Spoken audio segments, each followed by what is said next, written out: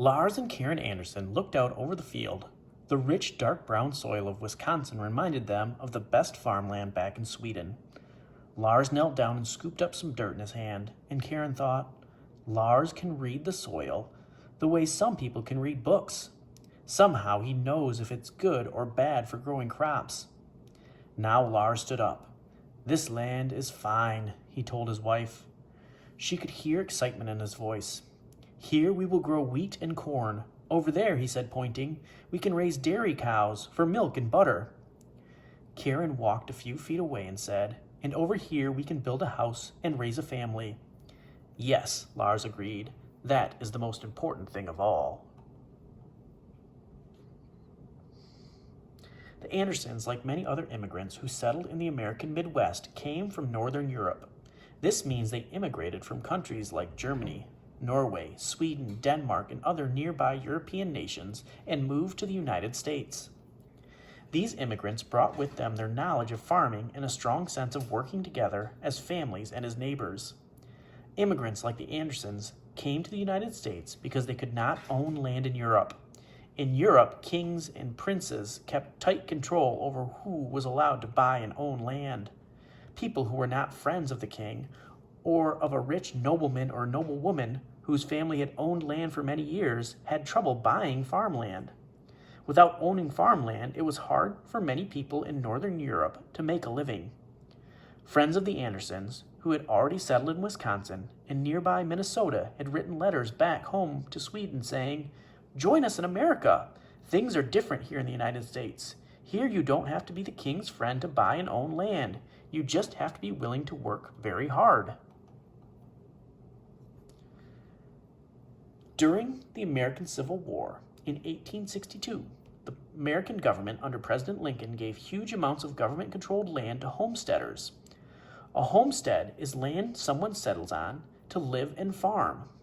The government made it easy for farmers to own as much as 160 acres of land, which was more than enough for a successful farm. A homesteader had to build a house on the land and farm the land for at least 5 years. At the end of that time, for a fee of $18, the person or family would own the land legally. Many different people could become homesteaders. For example, unmarried men or women could become homesteaders. People coming to America as immigrants could become homesteaders. The United States gave all sorts of people a chance to own land and make a new life. Millions of people from across the United States and immigrants from many other nations came to the Midwest to lend their farming skills and work hard to build up the United States.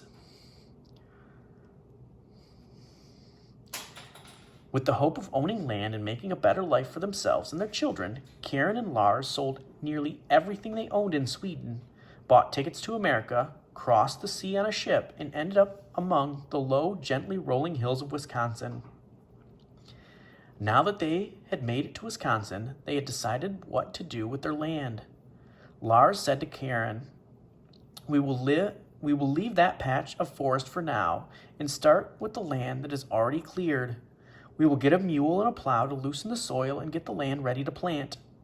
To afford this, we will have to borrow some money and add that to the money we still have left from Sweden.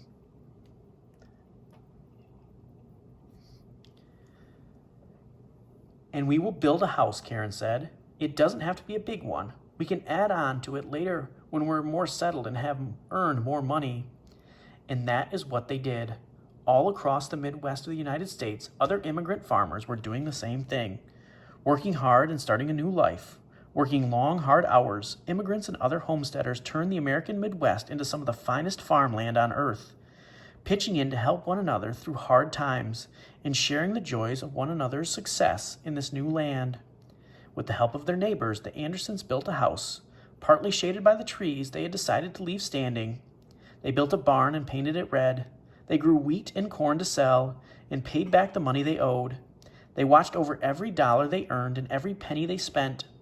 In time, both the little house and their family grew bigger. They now had a boy, Stefan, and 2 girls, Ingrid and Margareta. One day, 5 years after they arrived in the United States and claimed their land, the Andersons were ready to pay their $18 so that the land was theirs, along with the house, barn, and farmland. It would be theirs officially, approved by those in charge. That morning, the whole family took turns bathing in a large metal tub in the kitchen, into which they poured warm water heated on the stove. Because it was such a special day, they dressed in their best clothes, which they usually saved for church. Karen even dressed up little Margareta in her best outfit. Then Lars said, "It's time. Everyone get into the wagon."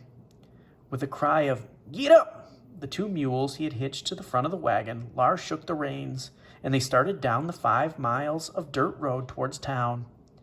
As they passed each neighboring farm, the neighbors waved and called out, "Congratulations, Karen," or "We're proud of you, Lars." Karen and Lars waved back and smiled. They were grateful their neighbors supported them. At last, the Andersons reached town. Lars stopped the wagon in front of the government building and helped Karen and the children from the wagon. They walked inside and up to the counter. Proudly, Lars told the clerk, "Good morning, Mr. Elgrid. We have come to claim our land." Less than 5 minutes later, Mr. Elgrid smiled and held out his hand to shake. "Congratulations, Lars," he said. "Congratulations, Karen." Then he turned to the 2 oldest children, Stefan and Ingrid, and said, "And congratulations to you too. Thanks to your mother and father, one day you will own the land too." And Lars and Karen Anderson, farmers and now official landowners, proudly walked out the door and took their family home.